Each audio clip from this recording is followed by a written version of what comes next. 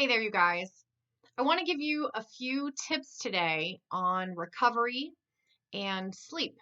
And how important sleep is in our lives is immeasurable. It is the time at night when our body adjusts, when our body rebalances, when we clear out toxins, when we recover our muscles and our biochemical processes um, balance themselves out, and where our brain drains all of the toxins of the motor working at an incredible pace all day long. You know, one of the things when we talk about Alzheimer's disease that is super important is um, improving brain function.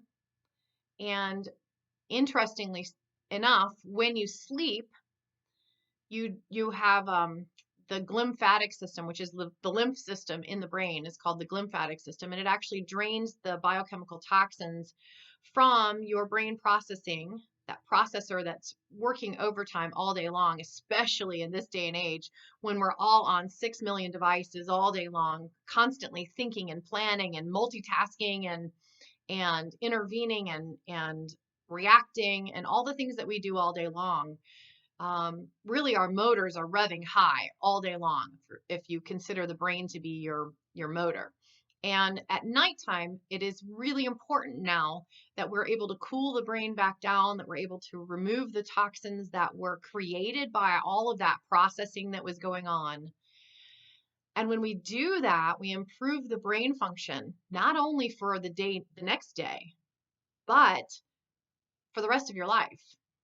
And when we don't get enough sleep, when we don't get enough quality sleep, not just sleep, it has to be enough sleep, but it also has to be quality sleep. When we don't get enough quality sleep, in particular deep sleep, we develop plaques in our brain. It creates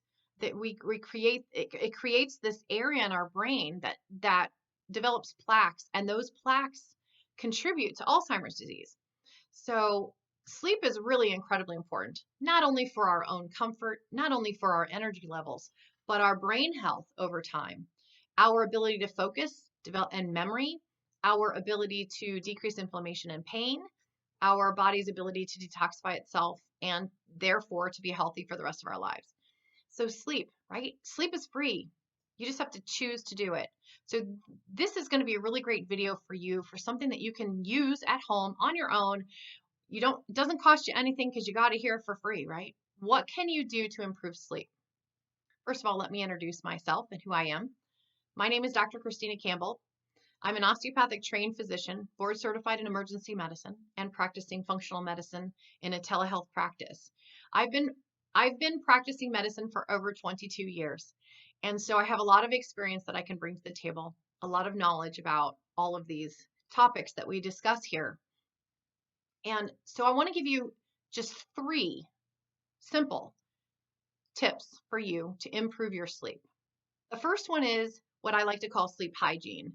And what in the world does that mean? Well, normal hygiene is where you get your shower and you brush your teeth and you clean yourself. You make sure that you're clean and ready to go for your day, right? That's hygiene. That's basically the same thing for sleep.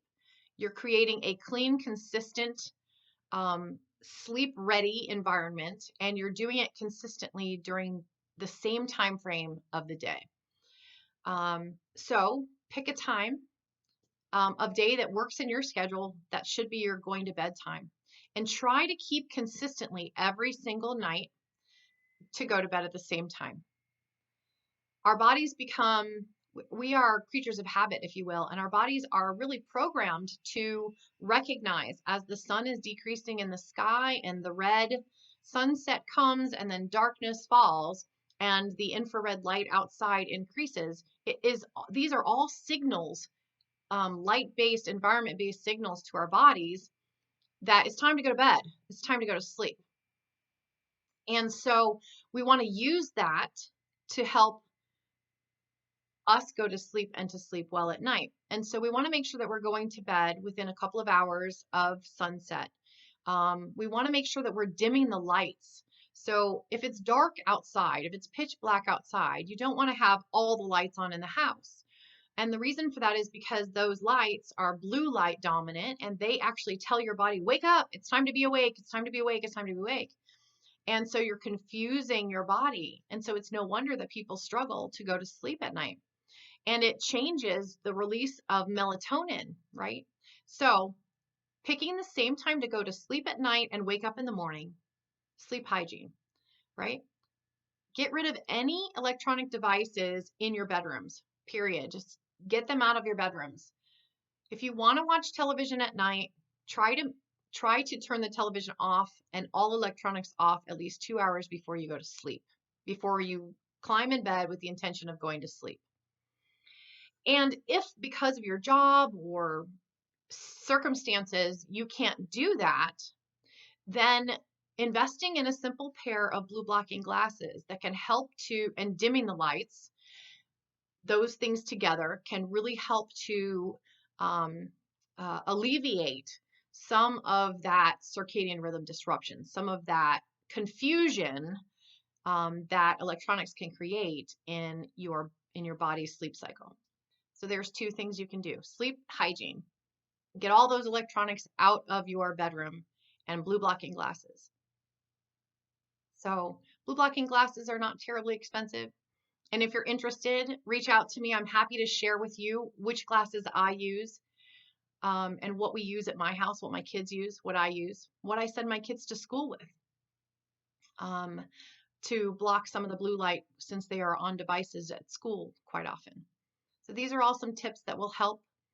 Another thing that is really important, so you're going to get 4, is not to eat 2 hours to 3 hours before bed.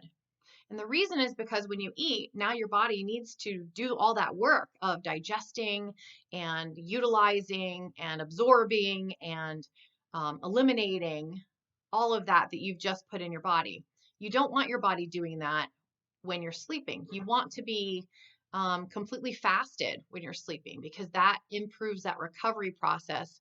It allows you to sleep deeper, and it's actually pretty incredible to see when you do sleep studies to see the difference just from eating, right? If you eat right before you go to bed, literally eat in bed and then go to sleep.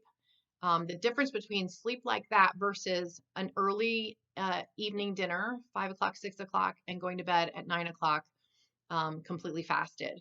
And the difference in the quality of sleep, the REM sleep, the deep sleep time, and also fewer episodes of waking that can happen just simply from eliminating food right before bed.